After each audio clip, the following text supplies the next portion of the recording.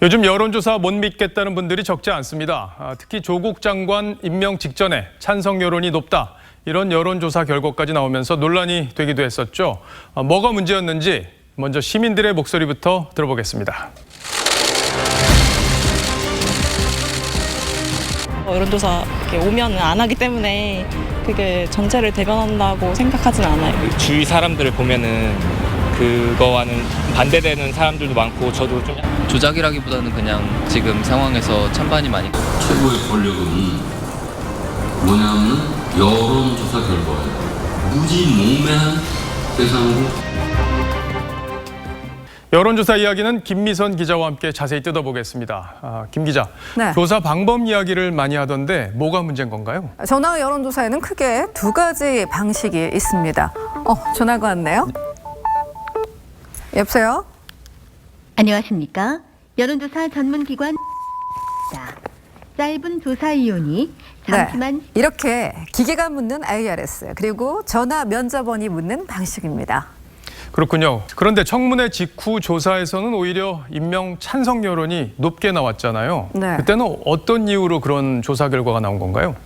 네, 그 당시에는 청문회 다음 날인 7일 100% ARS로 한 리서치뷰 조사 결과가 나왔는데요. 찬성이 절반을 넘겼고 반대보다도 3.7%포인트 더 높았습니다. 그 다음 날 리얼미터는 ARS를 90% 반영해 반대가 절반을 넘었는데 찬반은 오차 범위 내였습니다. 이런 결과에 힘입은 탓인지 대통령은 9일 임명을 했고 민주당 이인영 원내대표는 국민 명령을 언급했습니다. 적지 않은 국민은 진실의 이름으로 행동하라 명령했고 그런데 임명 후에는 다시 임명이 잘못됐다 이런 여론이 다시 압도적으로 높아졌던데 이건 어떤 변화가 있었던 건가요? 전화 면접 조사들로 이 반대가 그 절반을 넘어섰습니다. 그렇군요. 임명 다음 날은 찬반 격차가 12.1%포인트로 벌어졌고 이후 실시된 한 여론조사에서는 잘못했다가 57%로 격차가 20%포인트 넘게 벌어졌습니다. 들쭉날쭉 결과에 불신도 커지고 있습니다. 그렇다면 ARS 결과와 전화 면접 조사 여기서 좀 차이가 있었다 이렇게 볼 수 있겠는데 네. ARS 조사에는 어떤 문제가 있는 건가요? 일단 리얼미터 측은 이렇게 말하고 있습니다. 검찰 수사나 기자회견 같은 변수가 많았고 또 ARS로 매일 조사를 해서 변화 추이까지 다 잡아냈다는 겁니다. 여론의 반영률이 굉장히 빨라졌어요. 그래서 과거와 다르게 하루하루 조사가 굉장히 추이가 급변하는 것을 볼 수가 있고요. 버튼을 누르는 방식이기 때문에 ARS 조사가 다른 조사는 모르겠는데 선거 조사는 상대적으로 좀 덜 틀려왔죠.